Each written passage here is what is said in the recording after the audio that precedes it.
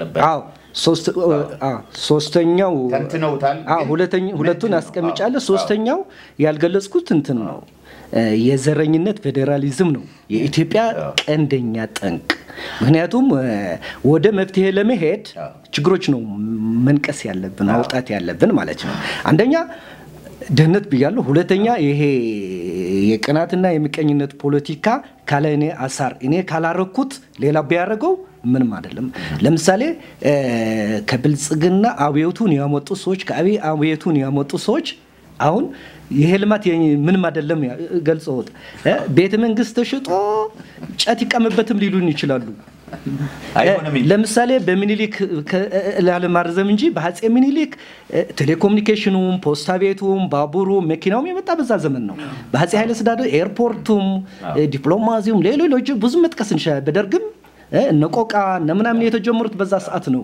እና ወንጂና ቤት ስትሰራ ሽሮ እየበላ ተቸግረ ነው መስራው ስለዚህ ኢትዮጵያ ልታድግ ከሆነ እንደዚህ ነው የምታድገው አሁን ያሉ የልማት ስራዎች እንደነገርኩት በትምህርት ጥራት በእርሻ ሜካናይዜሽን በኮሪደር ልማቱ አፕሪሺየት አድርገን እንጂ ይሄን የሸጥን ካል እነዚህ ሰዎች ወይም የኢኮኖሚ ልማት አይገባቸው ወይም እኛ ጠቅልሎን ሊያጠፉን ነው እንጂ ለወደፊቱስ ምግብ የሚመግበን መንግስት ሊመጣ ይችላል ውሃ የሚያጠጣን ሊመጣ ይችላል እኛ ሰርተን ነው ልንመጣ እንችልና ይሄ ነገር ለምንድነው ግን ህዝቡ አክሴፕት የሚያደርገው ድሃ ስለሆነ ነው አሁንም በቃ ይቀበለዋል ስፖንሰር ያደርጉታል ይረብሻል ሶስተኛው ግን ዋንኛ የኛ የኢትዮጵያውያን ሰላም እንዳይኖር ያደረገን የዘረኝነት ፌደራሊዝም ይሄ በዘረኝ ለምሳሌ መኢሶን እዚህ አስበተፈሪ ወረድ ካል ማለት ነው ትንሽ ፈታ ለማድረግ ከተማዋ በሶስት ነው የአፋር የኦሮሞ የሶማሌ ናት ጭናክሰን የምትባል ከተማ ማለች ሶማሌ አካባቢ ከአስፋልት በላይ የኦሮሞ ጎሳ አላት ከአስፋልት በታች የሶማሌ ጎሳ ሞያሌ ምድድዛና ወደ ኢስት ሶማሌ ናት ወደ ዌስት ኦሮሞ ናት ጋምቤላ ብንሄድ ከአስፋልት በታች አኝዋክ ነው ከአስፋልት በላይ ኒር ነው እኔ ሄጄ አይቼዋለሁ እነዚህ ሁሉምና ቀንደኛ ጠላታችን ፌደራሊዝም ይሄ ዘረኝነት ነውና ህገ መንግስቱን መሻሻል አለበት አሁን ባጭር ጊዜ የምንሰራው ስራ አምባሳደር እንደምትሰሩት እርቅም ሊሆን ይችላል ኮሚሽኖች ማቋቋም ይችላል ግን መሰረታዊ የሆኑ ችግሮች ስላሉ ሰላም እንዳይኖር ኢትዮጵያ ውስጥ ለውጭ ኃይሎችም ተጋላጭ ይሆን የውስጥ ኃይሎችም የውጭ ኃይሎች አጀንዳ የሚቀበሉበት እነዚህ ሶስት ዋና ነገሮች ናቸውና እዚህ ነው መስራት በተለይ የዘረኝነት ፌደራሊዝም ማለቂያ ያለው የዘረኝነት ፌደራሊዝም ብቻም ሳይሆን አንዳንዱ ቦታ ምንም አይታወቅም እንዴት መሆኑ አሁን ወደ ትግራይ ብንሄድ ትግራይ እንደ አንድ ብሔር ከሆነ ኢሮብ አለ ኩናም አለ ይሄን ብሔር ነው እሱም አገር ነው ይልል ነው ወደፊቱ ማለት ነው ለአማራም ጋር ብንሄድ አርጎባ አለ ቅማንት አለ ኦሮሞ አለ ሌሎች በርካታ አሉ አገር ነን ይሉ ነው ወደፊቱ መቆሚያ የለውም እና ይሄ መንግስት ከህዝብ ጋር በመወያየት የህዝብ ተወካዮች ምክር ቤትም ይሄ ዝም ብሎ ማየት አይደለም ያለባቸው ይሄ መፍትሄ ማግኘት መቆም መቻል አለበት እስካሁን ማለት ነው እንጂ ሌሎች በሙሉ አሁን አምባሳደር ሲጠቅሷቸው የነበሩ ተቋማት ለምንድነው ፋክሽናል ያልሆኑ ለምንድነው ተግባራዊ የማይሆኑ የሚል ነገር ታንቀው ተይዘዋል because የዘረኝነት ፌደራሊዝም መሬት አለ በቀላሉ ትንሽ ክርቢት ጫር አርጋ ቤንዚን ላይ ነስነሰ ክርቢት ይቀጣጣላል ስለዚህ እነዚህ መሰረታው ነገሮች አያደርገውም እንጂ ኢትዮጵያ እየተወለደ ነው ያው ያለ ነው ያየነው እኮ ተደረገው እኮ እና ይሄን ሲፈታ ይሄ የሚፈታ በኮንስቲቱሽን ደረጃ ነው ህዝቡም በኮንስቲቱሽን ደረጃ ሊያሻሽለው ይችላል ይሄ ብዬ ነው ማምነው እና ዋናው እንቅፋት ያለው አሁን የዘረኝነት ፌደራሊዝም ነው እና ይሄን ቢስተካከል እና ተቋሞቹ ከዛ በኋላ ነው ፋክሽናል የሚሆኑት አልበለዚያ ውሃ ቢወቅቱት እንቦጭ እየሆነ ነው እየተቸገርን ያለ ነው አሁን የሰላም ሲቹ ፍራጃይል ብርጭቆ ሆኖ ያለው ማለት ነው አሁን ሲሰራ የምክክርና የምክክር ኮሚሽን አለ በጣም ብዙ ሰርተዋል የሰላም ኮሚሽን አለ በጣም ብዙ ሰርተዋል ለምን ነው ካለች እዛ መሬት ሲሄድ የሚያግተው ነገር አለ እዚህ ቁም ይለዋል because እነዚህ የውጭ ኃይል ተሸካሚ አጀንዳ የሆኑ የውስጥ ኃይሎች ቢዝነስ ነው አሁን ፖለቲካ እንዳልኩት የፖለቲካ መንዝራ ስለሆነ በሚሊዮን ዶላር ስለሚቀርባቸው እንቅፋት ይፈጥራሉ እና በቀላሉ እንቅፋት እየፈጠሩበት ያሉ ምክንያቱም ድህነታችንንና የዘረኝነት ፌዴራሊዝም ባክቦን ወይም ደግሞ መሰረት አድርገው ስለሆነ እነዚህ ነው እዚህ ላይ ነው መስራት ያለብን ብያምናለሁ በጣም አመሰግናለሁ አረዘምኩ ትንሽ ችግር የለም በኋላ ቆይ ማጠቃለያ እንመጣለን አንድ ደቂቃ ሰጣቸዋለሁ እሺ አንድ ደቂቃ እሺ እኔ ባጋጣሚ ሆኖ አንድ ወቅት ተሰርጄ ኬንያ ነበርኩኝ ከኬንያም አልፎ ደርግ ሲወርድ ደርግ ሲለቅ መንግስቱ እና የዘረኝነትን ሁኔታ እሱ ወንድሜ እንዳለው ተመልክቻለሁ በሩዋንዳ የነበረው ችግር እንመለከታለን የዘረኝነት ችግር ያመጣው ዘረኝነት በጣም አስቀያሚና ምንም ነገር ሊያቆመው የማይችል ነው የዘረኝነት መንፈስ ስለዚህ በዛ በሩዋንዳ የነበረው እልቂት ያው በሚዲያም ሰምታችኋል አይታችኋልም በቲቪ በተለያየ ነገር ምን ያህል ህዝብ እንዳለቀና ምን ያህል ችግር ውስጥ እንደገቡ መሰረቱ ግን ምንድነው ቢባል ዘረኝነት ነው ሩዋንዳ ውስጥ ቱሲና ሁቱ የሚባል ዘሮች ነበሩ በዛ በሁለቱ ምክንያት የተነሳ ነው ቱሲ የሚባለው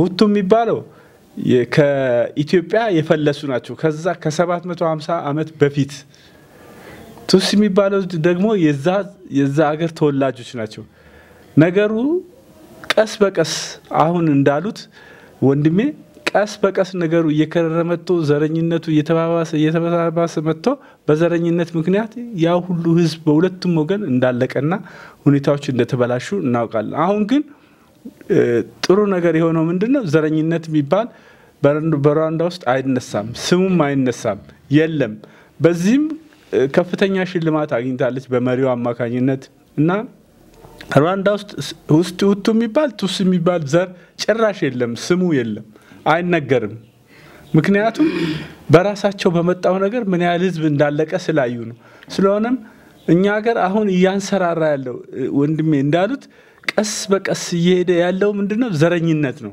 በጣም አስቀያሚ ይሄ እንትና ዘር እንትና አማራ ኦሮሞ ትግሬ ምን ያለ የመጣ ነው ይሄ ደግሞ አንዴ ከፈነዳ መመለሻ የለው በጣም አስቀያሚና በጣም ችግር ፈጣሪ ነው ለመንግስታችንም አስቸጋሪ ነው ለህዝባችንም አስቸጋሪ ነው ስለሆነም እኛ ይሄን ነገር ማጥፋት አለብን ፈጽሞ መኖር የለበትም እንደውም የብሔረሰቦች ተዋጽኦ እየተባለ ብዙ ነገር እንዲከበር ያደረገ ነው መንግስት ይሄ መንግስት ካለፈ ጊዜ ጀምሮ ይሄን ነገር ያካሄደ ነው ነገር ግን አንዳንድ ጊዜ ደግሞ ነገሩ ይለወጥና ወደ ሌላ ነገር እንዲስፋፋና አሁን የሩዋንዳን ነገር እኛ ሀገር ውስጥ እንድናይ ለማድረግ የማይጥር የለም በገንዘብ የማይሰራ ስራ የለም ስለዚህ ይሄን ነገር ቀስ በቀስ ማጥፋት እንዳለብንና ሁኔታዎችን ወደ ጥሩ ነገር መውሰድ እንዳለብን አምናለሁ እናመሰግናለን ጥሩ ተልእኮ ነው የሰጣችሁን አቶ ኃይለ ሥላሴም በደንብ ነው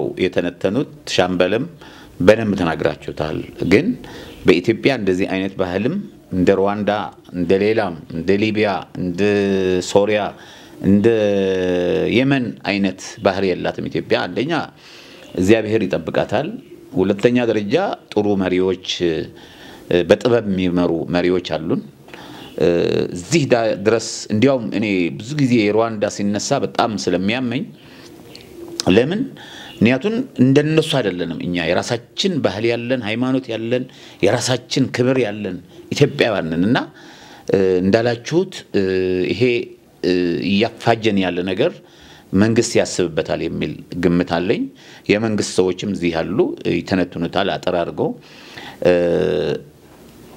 ግን መንግስት ይታዘብበት አሁን የተናገራችሁት ነገር አንደኛ ደህንነቱ ከኛ የበቀለ ሳይሆን ራሳችን እናመጣው ነገር ነው አለመስራት 24 ሰዓት ለመስራት በጣም ይቸገረናል እኛ ሆን አንድ ነገር እንገራችሁ እዚህ መተን ለመስራት ብዙ ችግር ነው የሚያጋጥመን ለህዝብ ምንም ጠቀም የሌለን ብዙ ነገር ያጋጥመናል እንዳንሰራ ከውጭ ያሉ ሰዎች እንድንጋጭ እንዲያጋጩ ያዋሹ ምን ያረጉ እንዳንሰራ ሁሉ የሚደረግበት ሁኔታ አለ በዚህ መንደር አካባቢ ራሱ እዚህ መጥቶ ሰው እንዳይመለስ እዚህ ጎ ቴሌቪዥን የሚባል የለም እየተባለ ብዙ ችግር ነው የሚደርስብን ሌላው ተውት በትልቁ ተውትና በትንሹ የኛ ብዙ ነገር ነው እንዳንሰራ ብዙ ነገር የሚደረገው ብዙ ነገር ይደረጋል ግን እኛ ተጋፍጠን እየሰራን ያለና ይሄ ሰላም ለማምጣት እርቅን ለማምጣት እንቀጥልበታለን እስከምንሞት ድረስ እንቀጥልበታለን ነው እስቲ ወንድሜ ባለው ሁኔታ እስቲ በሰላምና በእርቅ ጉዳይ እስቲ አጠራርጎ ሰዓቷ ይሄደች ስለሆነች አመሰግናለሁ ጎ ቲቪን ኮርዳዊትን እንዲሁም አምባሳደር ሙኡዝን ጥሪ አድርጉልኝ እዚህ በመገኘቴ እነዚህ ታላቆች ትላልቅ ስራ ድርሻ ተወጥቶ ለዚህ አገር ደክሞ ላባቸውን አንጠፍጥፎ ዛሬ እዚህ እነሱ መሃል መገኘቴ በእውነት በጣም ጎ ቲቪን እነዚህ መሃል ጥሪ አድርጎልኝ በመምጣቴ አመሰግናለሁ ለዚህ ለጎ ቲቪም በሚዲያ ላይ እንግዲህ አያለው ስለዚህ መንግስትም ህዝብም ልንደግፈው ይገባል ይሄ መልካም ለሀገር አስተዋጽኦ የሚያደርገውን ሚዲያ ልንደግፈው በጸሎትም ልንረዳው ይገባል ብዬ አስባለሁ ይሄን ካልኩ ዘንዳ እኔ እንግዲህ የቀድሞ ሰራዊት አባል ነኝ ኤርትራን አሰብን ቀይ ባህርን በደንብ አጥጥኛ ያቃለው ብሔራዊ ትድርና 3ኛ ዙር ነው የገባሁት አንድና ሁለት ከገባ በኋላ ዳግም ጥሪ ነው ስፓርታ ከዛም 55ኛ ካዴት ውስጥ አልፍ ያለው ስለ ኢትዮጵያ ስለ ኤርትራ ስለ ትግራይ ስለ ሁሉ መልካም ምድር ቀይ ባህርን አቃታለሁ አሰብን በደንብ አቃታለሁ 4 አመት ኖሬባታለሁ ስለዚህ ከዛም ከመጣው በኋላ በሰራዊቱ አስተዋጽኦ ውስጥ ለ6 ወር ሰርቻለሁ ከዛ በኋላ ከቀን ስራ ተነስቼ ዛሬ 13 መስሪያ ቤት ቀይሬ ተሻለ ፍለጋ መንግስትም በማገልገል በተለያየ የሰላም ዙሪያ እሰራለሁ እግዚአብሔር የተመሰገነ ይሁን ይሄን አልከገለስኩ ዘንዳ ምንድነው ሰላም የሚለውን ነገር ነው ማየው ሰላም እንግዲህ ከሁሉ በላይ ለመብላትም ወጥቶ ለመግባትም ለመኖርም ለመገናኘትም ሰላም ዋና ቁልፍ ነው ስለዚህ እያንዳንዳችን ለሰላም ዋጋ መስጠት ይገባል እኔም እንግዲህ የሰላምን ጉዳይ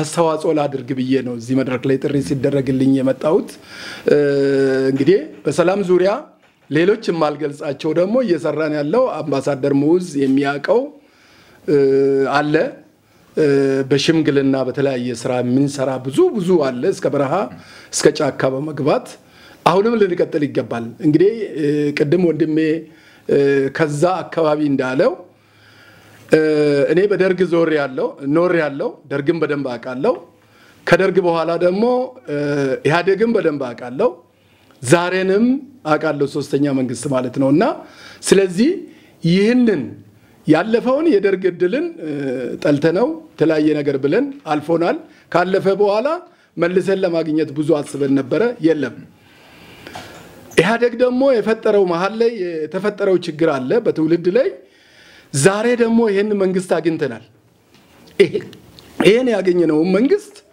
እድሉን ካልተጠቀምንበት የኛ ጉዳይ አይደለም የሌላ የመንግስት ጉዳይ ነው ብለን ከተው ነገ ምን ቸገረውኛ ነንና በተለይ በሰላም ዙሪያም ይሁን በአገሪቷ እርገት ዙሪያም ይሁን እያንዳንዱ ሰው የራሱ አስተዋጽኦ ሊያደርግ ይገባል ይላልው በተለይ እቺ አገር የተቸገረችበት በብዙአኑ አይደለም በጥቂት ሊቃን ነጋዴዎች ቀደም ወንድሜ ከዚህ ብለዋል ቅናተኛ ምቀኞች በውድድር ድርጅቶችን አቋቁሞ ሳይሆንላቸው ሲቀር ወደ ሌላ በሌሎች ከውጪ እኛን በሚጠሉት ዛሬ ብቻ አይደለም ከጥንትም እንግዲህ እቺ ሀገር በጦርነት የቆየች ናት ምክንያቱም ከበለልክም ከኃይለ ሥላሴም ታሪክን ስናይ እኛ በደረስንበትም በደርግም እንግዲህ ጀብሃ ነበረ ከጀብሃ ነው ሻዕቢያ የተወለደችው ከዛም ኢህአፓና የተለያዩ ነበሩ ከኢህአፓና ከተለያየ ተጠራቅሞ ነው ህዋትም የተመሰረተው እናቋለን በእውነት በውጭ ኃይላት በተደረገው እንጂ በየትኛውም ቦታ የነበረውን የአገሪቷን ለአፍሪካ የሚያስፈራውን የነበረውን ሰራዊት ድል አድርጎ አይደለም እንደተወራም አይደለም እኛ ውስጡ ነበርንና እናቃለንና ስለዚህ ይሄንን ከውጭ ምቀኛ እንዳናድግ አገራችን እንዳታድግ ጥቂት ሊቃውንት ጥቂት ምሁራን ተብዬዎች የሚነግዱበት የሚሰሩበት እንጂ ህዝባችን እኮ ብዙዋኑ ተስማምቶ እየኖረ ነው እኔ ቅርታ አድርጉልኝ ወደ ምዕራብ ሸዋ ወደ አምቦ ወደ ወለጋ ወደ ጅማ ሄዳለሁ በዚህም ወደ ባህር ዳር ትግራይ ምድል አግኝቼ ከሰላም በኋላ ሄጃለሁና ህዝቡ ተስማምቶ ነው የሚኖረው ብዙዋኑ ተስማምቶ ነው የሚኖረው ይሄ እኛ እንደምናስበው አይደለም ህዝብም እነሱን አልወከላቸውም ታገልልኝ ተቸግር ያለው አላለም በግድ ነው መጥቶ ጭንቅላቱ ላይ አንገቱ ላይ ወገቡ ላይ እንደ መጅገር ተለጥፎ ያስቸገረ ያለው ይሄንን እኔ አንደኛ እያንዳንዳችን ልንታገል ይገባል መንግስትም የራሱ አካሄድ ቢኖረውም ህግ ሊያስከብር ይገባል በያስባለው በተቻለ መጠን ግን እኛም እንዳዋቂነት እንዳሳለፍ ነው ለዚች ሀገር እንደደከም ነው እኔ አሁን ሁለት ጊዜ ተመትቻለሁ በ90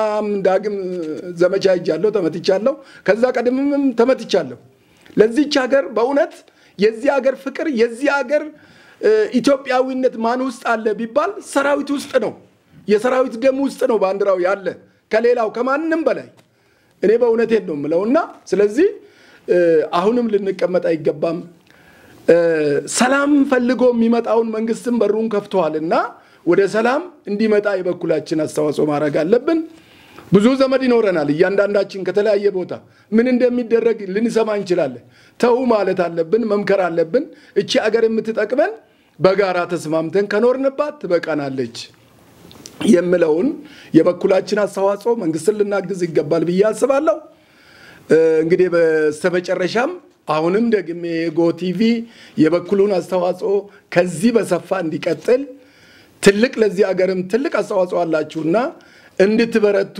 የበኩሌን ግን ከጎናችሁ ነኝ ይላልው አመሰግናለሁ እሺ እኔ ማቱሳላ ነው ስሜ ከቅርቆስ ሰላምና ጸጥታ እና ደግሞ የቀድሞ ፌደራል ፖሊስ አባል ነኝ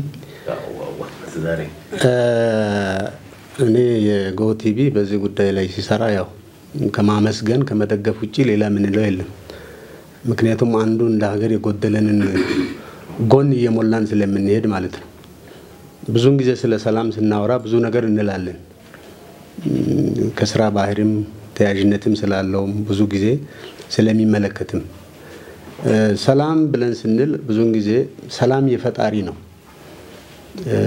ሰላሜን ይሰጣችኋለሁ ነው ያለው ፈጣሪ እኔ የሚሰጣቸው ሰላም ዓለም እንደሚሰጠው አይደለም ነው የምንቸገረው ለዚህ ነው ሰላሙ የኛ አይደለም ከፈጣሪ የተሰጠን ግን መጠበቅ ስላቃተን ነው ወይም በአግባቡ መተግበር ስላቃተን ነው የሰላሙ ባለቤት ፈጣሪ ነው እኔ ስለ ወንጌል ስለ ሌላ ላውራ ፈልጌ አይደለም ስለዚህ ይሄንን ሰላማችንን የሚያውቀው በእውነት ምንድነው እንዴት መፍታት አለብን የሚለው በየጊዜው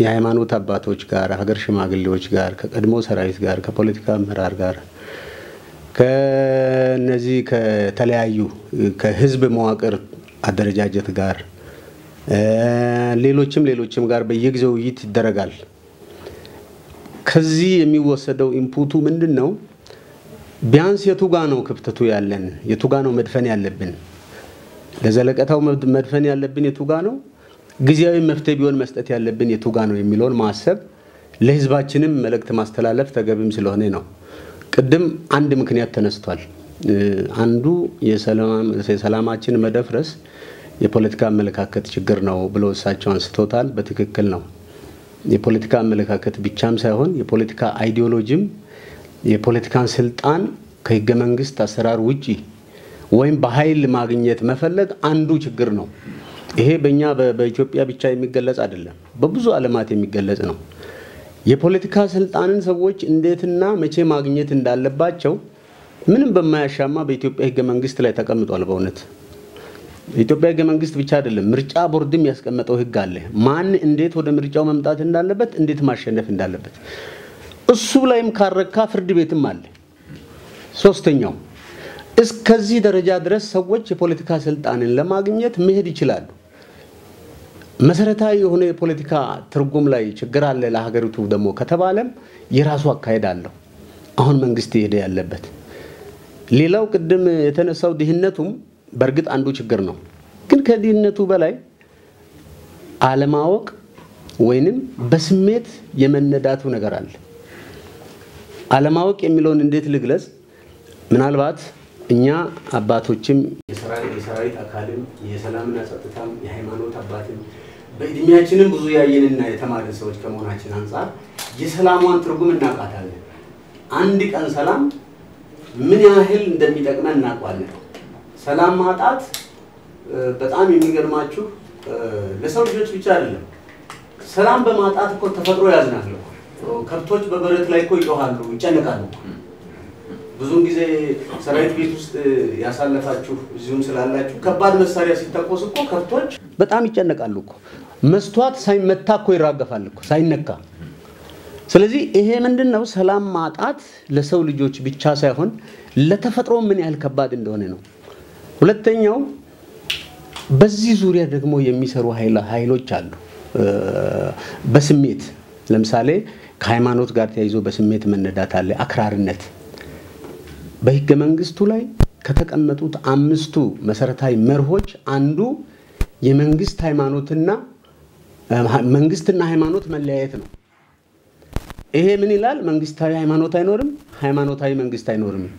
መንግስት በሃይማኖት ጣልቃ አይገባም፣ ሃይማኖትም በመንግስት ጣልቃ አይገባም። ነገር ግን የሌሎች እምነት ተቋማትን ፍላጎት ጠብቆ የራሱን እምነት ያካሂዳል ይላል። አስቸጋሪ ሁኔታና ድጋፍ ሲፈልግ መንግስትን ይጠይቃል። ልክ እንደ ክልሎች ማለት ነው።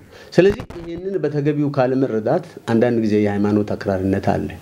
ሌላው ከስፖርት ስሜታዊ ካልኩት ነው። የስፖርት ደጋፊነት ጋር ደግሞ ተያይዞ አንዳንድ ጊዜ የሚነሳ አለ። የሰሞኑን የእሁድ ቀን የዲቻና የሲዳማ ቡናን የወላይታ ዲቻና ማንሳት ይቻላል። የዋንጫ ጨዋታ ነው። ሁለቱ ደርቢ ናቸው። አጋጣሚ ልክ እንደ ቡናና እንደ ጊዮርጊስ እንደዚህ ናቸውና ጥሩ ነው። ዞሮ ዞሮ ጠንካራ ክለብ ሲኖር ከዛ ውስጥ አገርን ወክሎ ውጪ የሚሄድ እንዲወጣ ነው። ከዛ ውስጥ ብሔራዊ ተጫዋች እንዲወጣ ነው።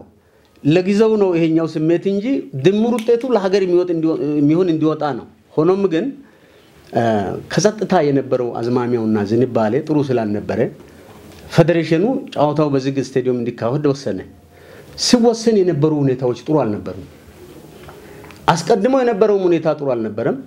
ሲወሰንም የነበሩ ሁኔታዎች ጥሩ አልነበሩም። ብዙዎቹ ታስረው ነበር ለጸጥታው ለሰላሙ ሲባል። አሁን ተፈቷል። በርግጥ ምንድነው ምን ለማለት ፈልጌ ነው? አንድ የምንፈልጋቸውን ጉዳዮችን ለማሳካት መስመርን መጣስ ነገር አለ አንዳንድ ጊዜ። ይሄንን በሰከነ መምከርና መቀበል ነው። ምክንያቱም የኢትዮጵያ ፌደሬሽን ሁሉም የራሱ ነው። አንድ ጠንካራ ቢኖር የሚደሰተው የሚጠቀመው ራሱ ነው፣ የማንም አይደለም። ግን ጸጥታው ሲረጋገጥ ነው፣ እርግጠኛ ሲሆን ነው። ዋንጫ አንዱ ክለብ ቢያገኝ የሆነ ጉዳት ቢፈጸም ምን ተብሎ ተወራ? ሰው ሞቷል፣ ሰው ታስሯል፣ ግማሹ ሰው ሆስፒታል ነው ተባለ። አንድም የሞተ ሰው የለም።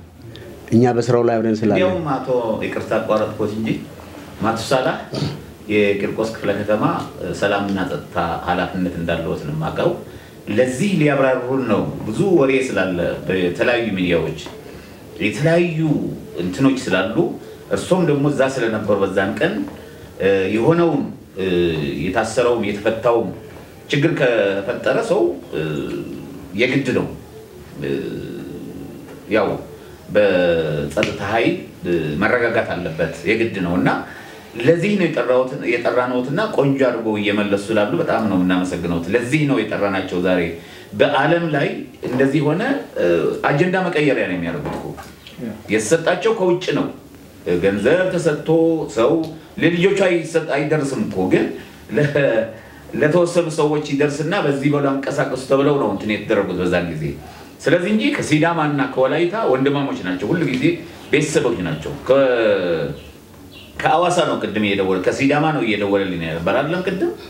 ስለዚህ ይሄንን የሚያወራው አካል እኛን ለማጋጨት እኛን ለማባላት እኛን ለማናከስ የሚያደርጉትን ነገር አጋጣሚ የጨርቆስ ክፍለ ከተማ ስለሆኑ አቶ ማትሳላ የዛን እንዲያብራሩልን እናንተ አንጋፋ ያላችሁበት ቀን ያጠራናቸው መንግስትም ይፈቀደልን ሰላምና ጸጥታም የአዲስ አበባው የክፍለ ከተማው ይፈቀደልን እሳቸው እንዲመጡ ይሄን እንዲያብራሩ ብለን የጠራናቸውና በደንብ አድርገው ጊዜ ወሰዱና ያብራሩልን ብለን ነው።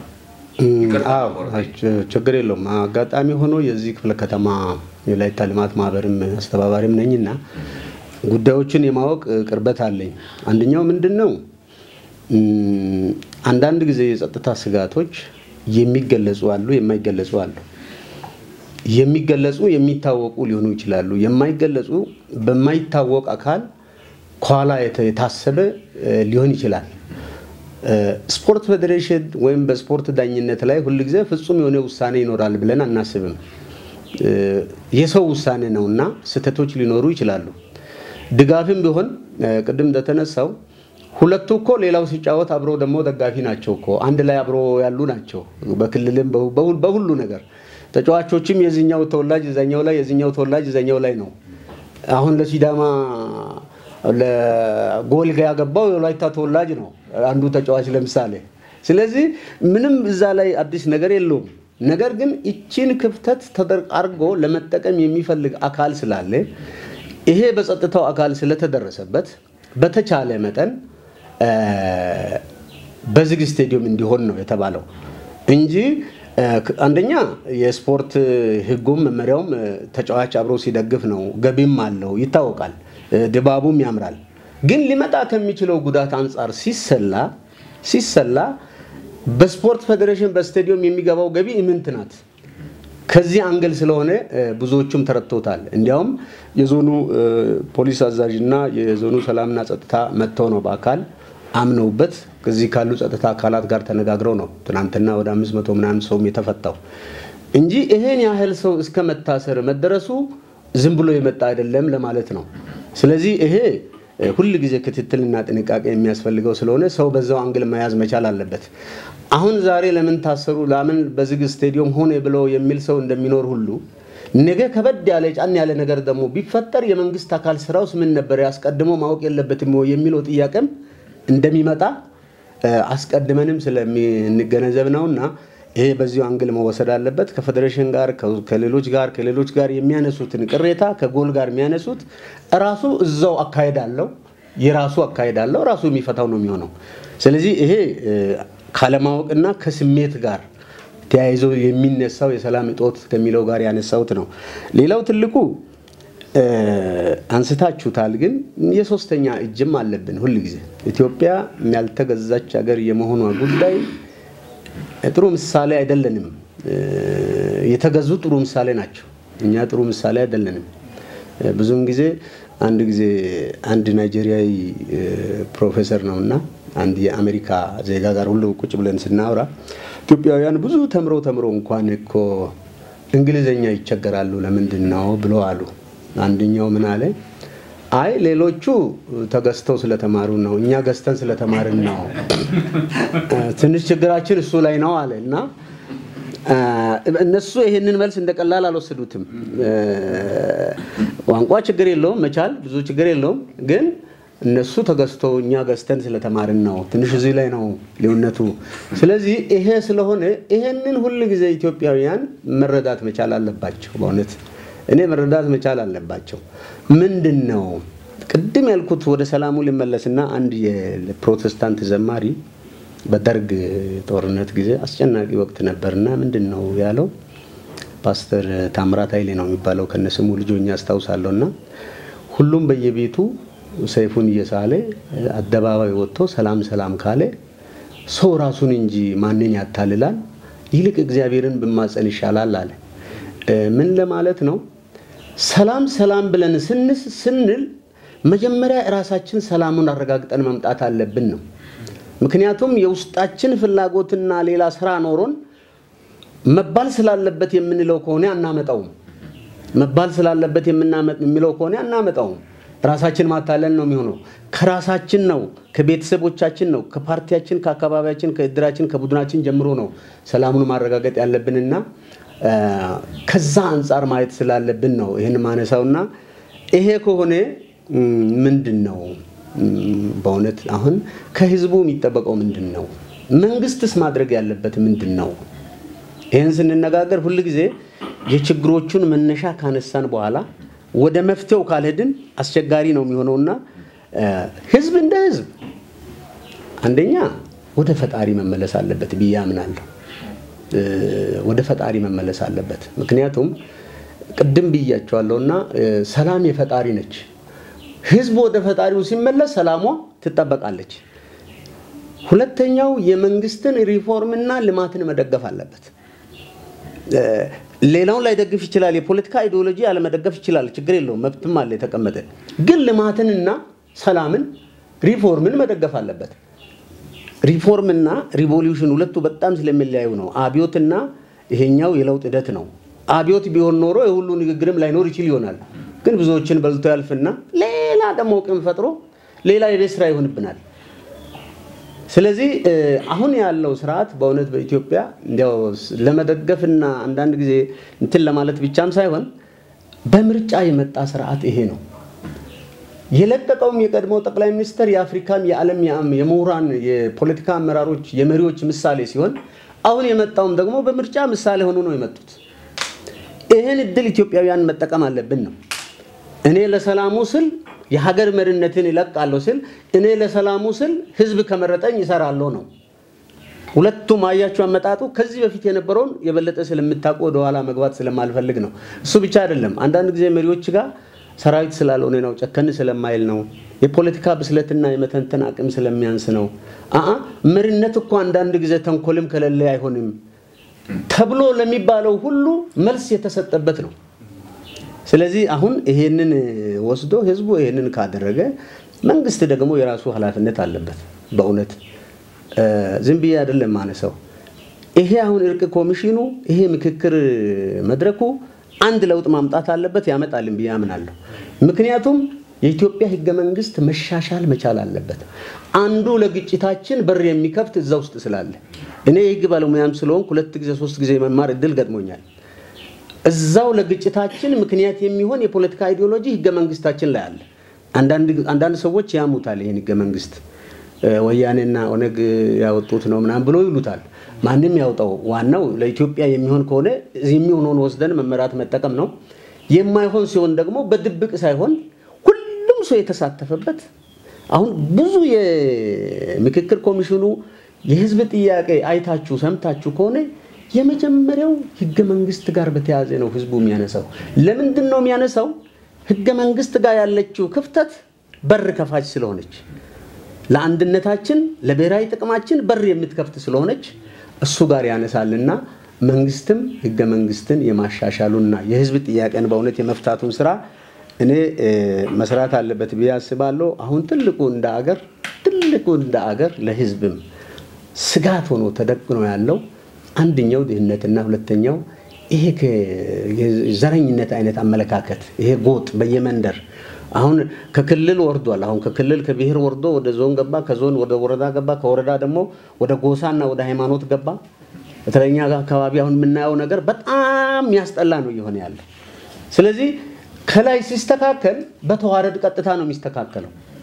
ያ ካልተስተካከለ ደግሞ በዛው ልክ እየተዘረዘረች ነው የምትሄደውና እኔ መንግስትም በዚህ በእርቅ ኮሚሽንና በፍትህ ማሻሻያ ትልቁን ለውጥ ያመጣልን ብዬ አምናለሁ። በዚሁ በሚመጣው ምርጫውም አሁን ሰሞኑን እንደምታውቁት የተለያየ ማህበረሰብን እያወያዩ ነው የሚገኘው።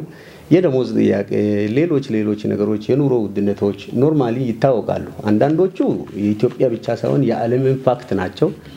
አንዳንዶቹ የመንግስትም ማስተካከል ያለበት መስራት ያለብን ስራ የሚያሳዩ አሉ። ይሄንን ደግሞ ዜጎች እያሳዩ ነው። ትናንት ሰሞኑን መምህራን ጋር ያለው ውይይት፣ ከነጋዴ ህብረተሰብ ጋር የነበረው ውይይት፣ ከሌሎችም ጋር የነበረው ውይይት ነፃ መድረክ እያሳየም ስለሆነ በጣም ደስ የሚል ሂደት ነው ያለውና እናንተም ያነሳችሁት በእውነት ከዚህ ጋር ተያይዞ ነው። ጎቲብም በዚሁ ላይ ጠንክሮ እየሰራ ስለሆነ እኛም ያቅማችን የምናደርግ ነው የሚሆነው። በዚሁ አጋጣሚ ግን ሳልጠቅስ ማላልፎ እኔ የቀድሞ ሰራዊት ለኔ ልዩ ቦታ ላይ እንደግሌ፣ ምክንያቱም ለዚህ ሀገር 4 ጊዜ የዘመተ ሰራዊት ነው። 4 ጊዜ መጀመሪያ መንግስት ሲያዘምቶ እንደማንም ብሔራዊ ወታደር ሆኖ መደበኛም ሆኖ መኮንንም ሆኖ ውርሶ ገባ። ደርግ በአካል ያለ ጦርነት እየከበደ ሲመጣ አባት ጦር ተብሎ ድጋሚ ሲሄድ አውቃለሁ። በኢትዮ ኤርትራ ጦርነት ጊዜ ደግሞ በኢህአደግ ጊዜ ድጋሚ አሁንም አውቃለሁ። ትናንት ደግሞ በህልውና ጦርነት ጊዜ ደግሞ አራተኛ ጊዜ እንደገናም ይሄ ሰራዊት መጥቶ ለሀገር ጉዳይ ምን ያህል ስሜት እንዳለ አያለውና እኔ ኤርትራን ባለማወቅ ስሜት አለኝ። ድሉ ካለኝ ላቆይ ይችላል ወደፊትና ኢትዮጵያን በሙሉ በስራ ምክንያት አይቻለውና ያለው ስሜት በጣም ደስ የሚል ነውና ይሄ ሰራዊትም ሌላውም ሰራዊት ይሄኛውን አንድ ለምሳሌ ነው እንጂ ያነሳሁት ሌሎችም ምሁራንም ጥቂት ካልሆኑ በስተቀር በርካታ ምሁራን አሁን ለኢትዮጵያ ወደ መስራት ተመልሰዋል። እሱ ብቻም አይደለም። አሁን ካለው ከፍተኛ የፓርቲ ቁጥር አበሬጁን ብታዩት ከፍተኛው ምሁራን ቁጥር ነው። በዞን ደረጃ በወረዳ ደረጃ ድረስ ዶክተር እየተሾመ ነው። በፊት አይቀርብም የመገፋት የማግለል ብዙ ትርጉም የመስጠት ነገር አለና ምሁሩ ገብቶ እየሰራም ስለሆነ አምኖበት ገብቶ እየሰራ ስለሆነ ፓርቲውም ይሄንን መንግስትም አምኖ እየሰራ ስለሆነ ትልቅ ለውጥ ይመጣል ብለን እናምናለን። የእናንተም ሐሳብ ለኛም ያው አስተማሪና መካሪም ለዚህ ውጤትም አንዱ አካል ነው ብዬ አምናለሁ። አመሰግናለሁ። እሺ በጣም እናመሰግነው አቶ ማቱሳላ ድሮ ፌደራል ፖሊስ እርሶም አገልግለዋል። ከዛም አሁን በሰላምና ጸጥታ እየሰሩ ነው ያሉትና የሰጡን ሐሳቦች በጣም ማብራሪያዎች በተለይ በስታዲየም የነበሩ ችግሮች በተለያዩ ቦታ የነበሩ ችግሮች ለኢትዮጵያ ህዝብም ለዓለም ህዝብም ስላሳወቁልን በጣም እናመሰግናለን። የኢትዮጵያ አካል ሆነው ነው የመንግስት አካል ሆነው ነው ያስተላልፉልና በጣም እናመሰግኖታለን። በሚቀጥለው አንዳንድ ደቂቃ እንመለሳለን። አሁን ሻለቃ አሉ። ሻለቃም ብዙ ስራ ይሰሩ ለሀገር ለወገን የደከሙ የቆሰሉ ዝም ብሎ ሻለቃ አይደረስም። ብዙ መስዋዕትነት ከፍለ ብዙ ቆስለ ብዙ አመርተ ብዙ አሸንፈህ ነው ሻለቃነት እዚህ ደረጃ የሚደረሰውና ለሻለቃም ዛሬ ስለመጡ በጣም ነው እናመሰግነው። እድሜና ጤናም ይስጥዎት። አሁንም ያው ባለነው የእርቅና የሰላም ውይይት ላይ የርሶ ድርሻ ምን ይሆናል እንዳሉን ቀደም መቼም እዚህ ያሉ አንጋፋ ሰዎች ብለዋል። እኛ ሄደን እናስታርቃለን፣ ግጭት ውስጥም ገብተን እናስታርቃለን፣ ለኢትዮጵያ ሰላም እንዲመጣ እንሰራለን እያሉን ያለነው ሁላችንም። እኔም ወታደር ነበርኩኝ። ብዙ መስዋዕትነት ታሳልፌያለሁ። 7 ጥይት ያህል ቆስያለሁ። ከዛ ደግሞ ለምን ዛነበርክ በኢትዮጵያ ወታደር ሆነ ታገልክ ወጋህን የሚለው ሐረር ጉድጓድ ውስጥ ነው ያሰሩኝ በ85 ዓመተ ምህረትና ተከትለው ይዞኝ እና ሁላችን ብዙ መስዋዕትነት ያሳለፍን እንዚህ ያለ ነው። ማቱሳላም ወጣት ቢሆንም ብዙ ነገር ያሳለፈና እዚህ ያሉ እና ኃይለ ሥላሴም ብዙ ነገር ያሳለፈ መናገር ግን አይፈልግም። እኛ አሁን ሰላም እንድትመጣ ኢትዮጵያ ሰላም እንድትሆን ነው የእርቅ ማዕድ የፈጠር ነው። የሰላም የእርቅ ማዕድ የተፈጠረው ሲፈጠርም ብዙ ቀደም እንዳልኩት አሁን ብዙ መረራ እየመረረኝ ነው ያለው። ብዙ ነገር መስዋዕትነት እየከፈልን ያለ ነው። ከዛ ጦርነት ያሳለፍነው እዚህ ውስጥ እዚህ ለማምጣት እንግዲህ ለእናንተ ፈልጌ ያመጣኋቸው እኔ ነኝ። በየክልሉ እንዲገኙ ብዬ የፈጠርኩት ራሱ በራሴ ሞባይል እየደወልኩኝ ማገኛቸው ሰዎች እንዴት እንደምታገኝ ከየክልሉ ቀላል ነገር አይደለም። እዚህ አዲስ አበባ ያለው 5 ጊዜ 8 ጊዜ ደውለህ ነው የሚመጣው። እናንተ ስንት ጊዜ እንደተደዋወል እናውቀዋለንና ይሄ ሰላም ለመስራት ቅን አይደለም ሰው ሰላም ለመሆን እርቅ ለመውረድ ሰው ሳይሆን የተወሰኑ ጎጠኞች ሰላም አይፈልጉም። እኛም በሰላም ጉዳይ እንድንሰራ አይፈልጉም። ብዙ ነገር ነው እያማረረኝ ያለው በተለይ እኔ በጣም ብዙ ነገርና በጣም እዚህ የመጣችሁ እናመሰግናችኋለን። ግን ሻለቃስቲ የሚልን ካለ በእርቅና በሰላም በተለይ ብዙ ነገር ያይነውትና ሁለተኛ መልሳለሁ አንዳንድ ደቂቃለን። ግን እስቲ እንዴት ነው መሆን ያለበት? መፍትሄው በኋላ እንሰጠዋለን። መፍትሄው ላይ እንገባለን። አንዳንድ ደቂቃ ምን መፈታት አለበት? በምንድን ነው የሚፈጣው ይሄ ግጭት? እዚህ ያለው ተንኮልስ ሰው እንዳይሰራ ተንኮል ምንድን ነው? እስቲ ሻለቃ ይቅርታ መጨረሻ አደረኩት ይችላል። ምንም አይደለም። አመሰግናለሁ። ጎ ቴሌቪዥን ለኢትዮጵያ ሰላም የሚያደርገው ጥረት በጣም ነው የማደንቀው። ዛሬ እዚህ ስቱዲዮ ሁለተኛ ጊዜ ነው። ለዚህ ለሰላም ለምን 5 10 አንመጣም ምንም ማለት አይደለም። ለምን ሰላም ሲኖር ነው። ሰላም መኖር ስላለበት ነው ልጆቻችን የሚማሩት እኛም የምንንቀሳቀሰው ለሰላም። እኔ ዋጋ ከፍያለሁ። ምክንያቱም የሰላምን ተቃራኒ አውቀዋለሁ። ቅድም አምባሳደር እንደገለጹት እኔ ከዘንዶ ሰራዊት ጎን ለጎን ተዋግቻለሁ አውቃለሁ። እና እንደገና ደግሞ አሁን ጥሩ ትውስታ ነው የገለጹት አቶ ማቱሳላ በጣም ውስጤን ኮርኩሮታል። እኔ የመጣሁት ከብሔራዊ ኢትዮጵያ ሰራዊት ነው የመጣሁት። ስለዚህ ሰራዊት ተናገሩት ራሱ ልቤን ነግሮታል። ምክንያቱም ለአራቴ ለአምስቴ የተዋጋ ሰራዊት ነው። አሁንም እቺ ሀገር ምንም ሳታረግልን እንድታረግልን አንጠብቅም። እኛ የድርሻችንን ነው የምንወጣው። 2 3 4 ድረስ ዘምቶ የቆሰለ ሰራዊት ነው። የተሰዉ አባላቶች አሉን ቆስለው በቀደም ተናግሬዋለሁ። አንድ እግሩን ደብቆ ቆራጣ ነው ደብቆ ሱሪ ለብሶ ዘምቷል። ባሁኑ በህግ ማስከበር ዘመቻው የዘመተ አባል አለን። ቁስለኛ ነህና ተመለስ እንዳይባል ለሀገር ሁሉና ለሀገር ሰላም የዘመተ አባል አለኝ የኔ አባል እና በጣም ማመሰግናቸው ስላነሱልን። ወደ ሰላም ጉዳይ ስንመጣ ሰላም አስፈላጊ ነው ስንል ከምንም ተነስተን አይደለም። ለመንቀሳቀስ ለማንኛውም ነገር ሰላም አስፈላጊ ነው።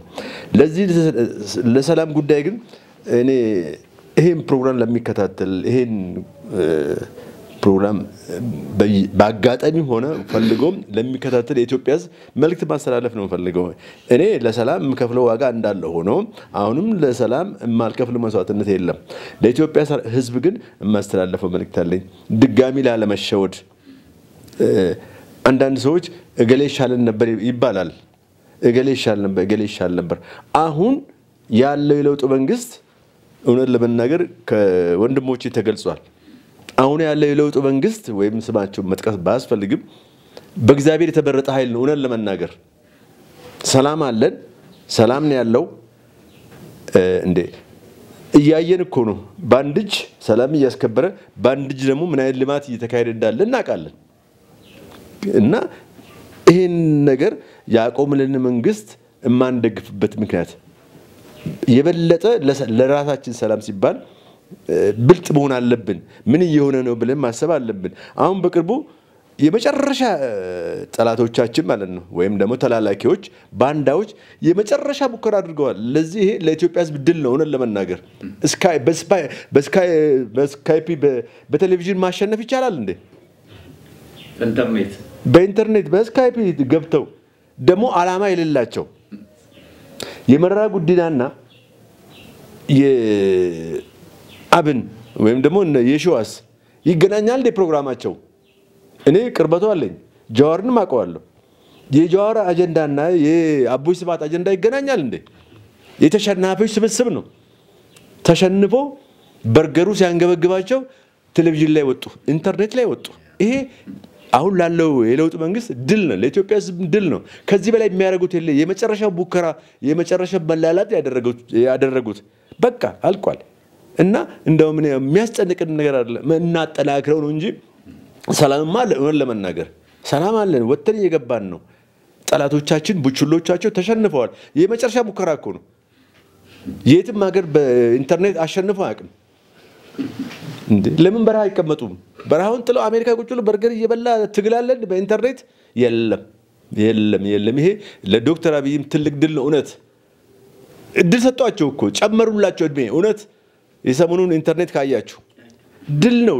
ደግሞ አላማቸው የማይገናኝ ቅድም እንዳልኩት የመረራ ወይም የጃዋርና የአቦይ ስብሃት ወይም ደግሞ የሺዋስ ይገናኛል። አጀንዳው ምንድነው? አጀንዳው ምን ተፈልገው ነው? ኢንተርኔቱ እንዴት ነው ሰላም የሚነሱት? የለም አጀንዳም የላቸው። እውነት ለመናገር አገናኝም አጀንዳቸው አንድ አይደሉም። ይሄ ለኢትዮጵያ ሕዝብ ድል ነው። እንንቃ ያልኩት ለዚህ ነው። እና ለሰላም ሲባል በእውነት ትልቅ እንትን መውሰድ አለበት። የኢትዮጵያ ሕዝብ መንቃት አለበት። በቃ እኮ አለቀ። ተኙ። እና ጥሩ እንቅስቃሴ ላይ ነው ያለነው። ይሄን ሰላም ግን እናጠናክረው። ጥሩ አጋጣሚ ነው እንዳይቆጨን የኢትዮጵያ ሕዝብ ለማለት ነው። አመሰግናለሁ። እስቲ እዛው እንዳለ ከሚመለስ አንዳንድ ደቂቃ ስላለ መፍትሄው ምን ይሁን? መፍትሄው የእያንዳንዳችን ጥረት ነው። ይሄን እጃችን ላይ የገባውን ሰላም፣ ብልጽግና፣ ነፃነት መጠበቅ ነው። ሌላ ነገር የለም። እያንዳንዳችን ምንድነው የምንፈልገው? ነገ መሳይ መኮንን መጥቶ ሊመራን ነው። ስለዚህ እያንዳንዳችን አሁን ይዘን ያለነውን ምን እየሆነ ነው? እያለማን ነው ያለው፣ እያበለጸገን ነው ያለው። ምንድነው ደግሞ ሁሉም ሰው 100% የሚሆን ነገር የለም። በጊዜ ሂደት ነውና እኔ ለኢትዮጵያ ሕዝብ ነው ለእያንዳንዳችን ነው ለሰላም ዋጋ መክፈል አለብን። እጃችን የገባውን ብልጽግናና ሰላም ማጠንከር አለብን ከኔ ጀምሮ። እኔ አሁንም ዝግጁ ነኝ በበኩሌ ለኢትዮጵያ ሰላም የማልከፍለው መስዋዕትነት የለም። እኔ በበኩሌ ዝግጁ ነኝ። የኢትዮጵያ ሕዝብም ይሄን መንፈስ መቀበል አለበት። ሌላ ምኞት አያስፈልግም። እግዚአብሔር ያመጣውን እግዚአብሔር ይመልሰዋል። ይሄን ለውጥ ያመጣል እግዚአብሔር ነው፣ ፈጣሪ ነው። ቅድም ብላችኋል፣ አንጋፋዎችም እኩዮችም ተናግራችሁታል። የፈጣሪ ጉዳይ ነው እና ይሄን ደግሞ በጸጋ ተቀብለን ማጠናከር፣ ማገዝ፣ መርዳት፣ ማስቀጠል ነው ያለብን እና ይሄን ነው የምለው። እናመሰግናለን። ሻለቃ እድሜና ጤና ይስጥዎት። እኔም አመሰግናለሁ። አቶ አሰፋ አንድ ላይ ቃልዎት ይቀጥሉልና መፍትሄው አሁን ወደ መፍትሄ ነው የምንሄደው። አሁን ቅድም መፍትሄውን በሰላምን በተመለከተ ቀደም ሲል የ50 አለቃ ሲናገር ነበር። በትክክል አልተሰራምም አይደለም። ይሄ ተጠናክሮ ይሰራል። አሁን ተቋሞቻችን የሰላም ሚኒስተር አለ፣ የሰላምና ጸጥታዎች አሉ፣ የሀገር ሽማግሌዎች አሉ፣ የሃይማኖት አባቶች አሉ። እነዚህ ኮሚቴዎች ተጠናክረው ወደ ታች ወርደው የሚሰሩበትን የተጠናከረ ስራ መስራት ይጠይቃል። ሁለተኛ መንግስት የወሰደው ትልቁ እርምጃ አገርን ወደ ምክክር እናምጣ ማለቱ አንድ የሰለጠነ መሪ ከእግዚአብሔር ተቀብሎ ያመጣው ነው ብዬ ነው የማስበው። የኔ መረዳት ነው። ምክንያቱም ብዙ ችግሮቻችንን በጦርነት አልፈታ ነው። በቃ እስቲ ቁጭ ብለን እንነጋገር። አንተ ትብስ ብዙ ባህሎች አሉን፣ ብዙ ነገሮች፣ ብዙ አባቶች አሉን። እነዚህን ቁጭ ብለን ብንነጋገር ችግሮቻችንን እንፈታቸዋለን። ምንም አይነት የውጭ ጣልቃ ገብ ሳይኖር ኢትዮጵያውያን ወንድሞችና እህቶች የተማረውም ያልተማረውም ቁጭ ብሎ አጀንዳ እንደሰጠ በእነዚህ አጀንዳዎች ላይ ቁጭ ብሎ በመነጋገር ወደ መፍትሄ ይመጣል። ለዚህ የተጠናከረ ስራ ወደታች አሁንም ጠንክሮ መስራትን ይጠይቃል። በቃ ይሄን በመስራት መለወጥ አለብን ነው። በዚህ ሂደት ውስጥ መላላጥም ሊመጣ ይችላል። ከውጭም ተጽዕኖ ውስጥም የሚሰሩት ሁሉ ተንኮልም ካለ ሴራውም ካለ አብሮ እየተወገደ ይሄዳል። እግዚአብሔር ከኢትዮጵያ ጋር ነው። እውነቴን ነው የምላችሁ። እኔ ከልብ ነው። አሁን እኔ ስለ ኢትዮጵያ በቃ ሙሉ ልቤ እውነቴን ነው የምላችሁ። እኔ ወታደር ልጅ ነኝ፣ ደግሞም ወታደር ነኝ። ስለ ወታደርም ጠንቅቄ አውቃለሁ። ተራ ወታደር ነኝ። ብዙ ሹማምንቶች ጓደኞች ወድቀዋል። ስለ ኤርትራ በር ዛሬ ቢነሳ እነዚህ ኤርትራ በፍቅር አትመጣም። እኔም ማምነው በፍቅር አልወለድንም። ከትግራይ ከአማራው ከኦሮሞ አልወለድንም። እነዚህ ኢትዮጵያኖች ናቸው። ያቺ ባህር በር ትናፍቀኛለች። በጦርነት ሳይሆን በፍቅር። ፕሬዚዳንት ኢሳያስ ምን አለ አሁን እድሜያቸው ይሄዳል፣ ከኛ በላይ ነው። እውነቴን ነው። አሁን ስሙን ለማጥራት አይደለም። በቃ ከዚህ በኋላ በፍቅር አገር በር ያስፈልገናል። እንደ በፊቱ በጦርነት ሳይሆን በፍቅር። ልጆች አሉ። እዚህ እኮ አባት አለ፣ እዛ ሚስት ነበረች እኮ፣ ልጆች አሉ እኮ፣ ውጭም አሉ ተሰደው ይሄዱ እኮ ኢትዮጵያኖች። ኤርትራ እኔ ዘመድ አለኝ። በቃ ያክስት ልጅ አጎት ልጅ አለኝ ዘመድ። የወለድኩትም ልጅ ሊኖር ይችላል፣ ላላቀው ይችላል። እውነቴን ነው፣ ከልብ ነው ማለት። ይሄ በፍቅር የሆነ ነገር ወደ ሰላሙ ማያመጣ ችግሮቻችን አሁን ተሰንደዋል ብዬ አስባለሁ። እንደኔ እነዚህን ቁጭ ብሎ በመደማመጥ በሰከነ መንፈስ ችግሮችን መፍታት የምንችልበትን ስራዎች አሁንም ማጠንከር መስራት አለብን ነው የኔ እንትን። እድሜና ጤና ይስጥዎት አቶ አሰፋ። የተከበሩ በጣም ብዙ ነገር አስተምረውናል። በጣም ነው እድሜ ጤና ይስጥዎት። እናመሰግነዎታለን። ሰላምና ጤና ለሀገራችን ይሁን።